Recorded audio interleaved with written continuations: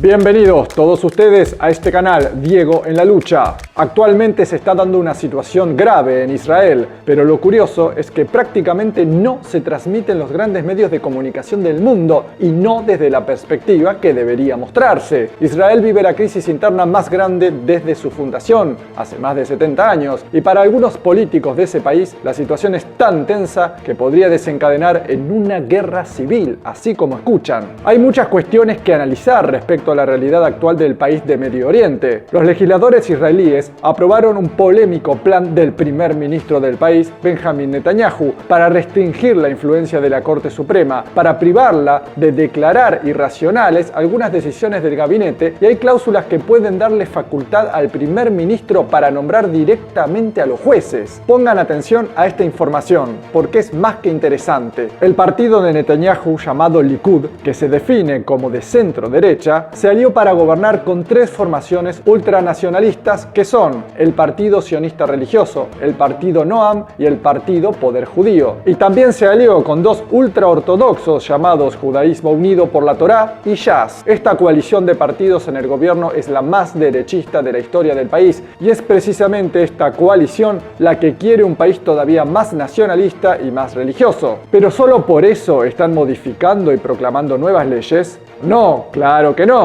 La Corte Suprema le permitió presentarse a las elecciones siendo investigado por corrupción y después le ordenó suspender a un ministro por fraude fiscal. Para el gobierno, el tribunal es una institución politizada que le entorpece anteponiendo los derechos de las minorías. Hoy dimos un paso democrático necesario. El paso tenía como objetivo restablecer un grado de equilibrio entre las autoridades, que fue el caso durante 50 años. Aprobamos la enmienda sobre razonabilidad, para que el gobierno electo pueda llevar a cabo una política de acuerdo con la decisión de la mayoría de los ciudadanos del país.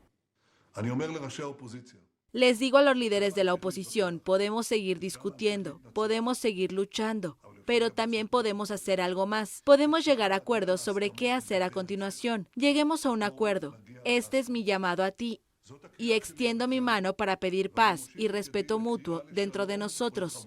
Por ello, ha planteado una reforma judicial argumentando reequilibrar la balanza de poder y reforzar la democracia. Netanyahu pretende ampliar el comité de selección de jueces y que la Corte Suprema tampoco pueda inhabilitar ministros ni juzgar o debatir mociones para declarar no apto al primer ministro, por ejemplo por corrupción o fraude. ¿Y saben cuáles son los argumentos del Parlamento en el que actualmente hay mayoría pro Netanyahu? La respuesta a esta pregunta fue difundida nada más y nada menos que por el New York Times y textualmente dice que la principal queja de la derecha parlamentaria israelí es que el poder judicial ha actuado con demasiada frecuencia en contra de los intereses de la derecha, como por ejemplo al evitar que se construyan algunos asentamientos israelíes en la Cisjordania ocupada o al retirarle a los judíos ultraortodoxos algunos privilegios, como la excepción para prestar servicio militar. Los opositores temen que la medida derive en que el poder judicial tenga menos capacidad para evitar los excesos del gobierno. Dicen que el gobierno podría tener más facilidad para ponerle fin al proceso legal contra Netanyahu, que está en juicio por cargos de corrupción. Esta realidad ha hecho que el pueblo israelí salga masivamente a las calles a manifestarse y por supuesto que ha sido duramente reprimido y esas imágenes no las puedo mostrar por acá por supuesto, pero en mi canal Telegram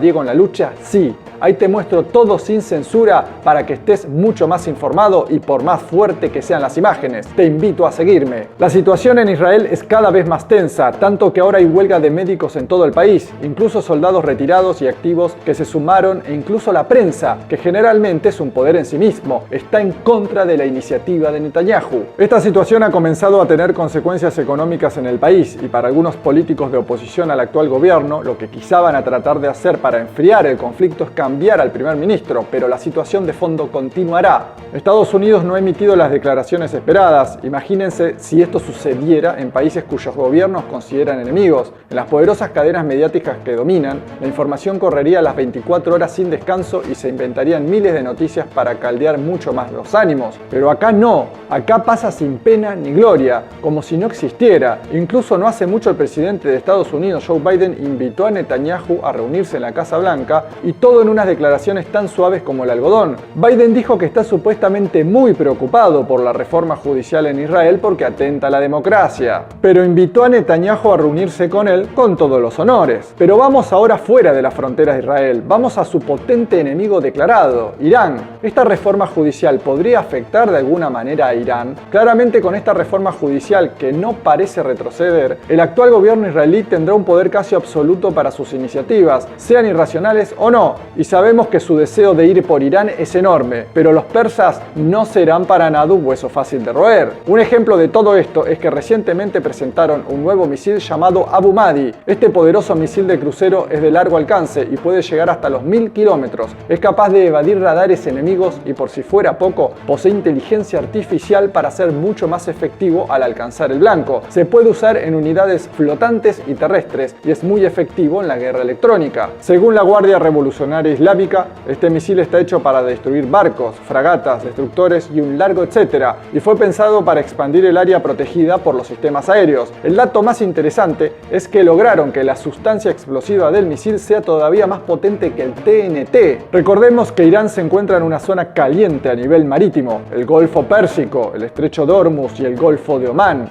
En esta zona hay enorme presencia de las potencias occidentales y especialmente de Estados Unidos, porque se trata de una ruta energética de gas y petróleo, las dos fuentes energéticas más preciadas y valiosas del mundo actual. Acá lo destacable es que países como Israel y Estados Unidos tuvieron como objetivo encerrar a Irán en sus fronteras y someterlo, pero esto no sucedió. Al contrario, los persas tienen bien establecidas rutas marítimas y se han transformado en enemigos temibles para sus adversarios. El hecho de que hayan sido capaces de salir de sus fronteras y navegar en estos mares tan disputados significa que han logrado desarrollar una industria de defensa tan poderosa que hace que sus adversarios lo piensen dos veces. Esto no significa que no los van a atacar. En el primer cuatrimestre del año, Estados Unidos capturó un petrolero iraní que transportaba crudo y confiscó la carga. Así que los iraníes emprendieron una acción similar contra el buque cisterna de clase Suezmax de la empresa Chevron frente a las costas de Omán. La Marina estadounidense acusó a Irán de ser una amenaza para la seguridad marítima y la economía mundial, pero los iraníes sostuvieron que fue una represalia. Recordemos que la doctrina militar iraní es defensiva, solo atacan si los atacan. Pero miren que hay que tener un muy buen músculo para enfrentar a una de las máximas potencias militares del mundo como lo es Estados Unidos. En Occidente y Estados Unidos pretenden ser democráticos y defender la democracia, pero actúan al revés y no respetan a los países y gobiernos que siempre son elegidos con el voto popular de sus pueblos. Ellos mienten con sus pretensiones sobre la democracia y derechos humanos. Hemos presenciado muestras de la violación de los derechos humanos en diferentes partes del mundo, perpetrados por los norteamericanos y por el imperialismo mundial. Si volvemos al tema Israel-Irán y su reciente presentación del misil Abu Mahdi, un medio de comunicación israelí elogió las capacidades del nuevo misil de crucero y prevé que la armada de Irán aumentará aún más su poderío en el Golfo Pérsico. Esto es una clara señal de que el país hebreo tiene muy presente en que debe tener mucho cuidado con las decisiones que pueda tomar en el futuro respecto a los persas. ¿Vos qué pensás? ¿Esto es un antes y un después para el Estado de Israel o solo será algo pasajero que nada afectará su futuro? Leo tus comentarios, te pido que te suscribas a mi canal, actives la campana de notificaciones en la opción todas, le des pulgar arriba y compartas. Muchas gracias.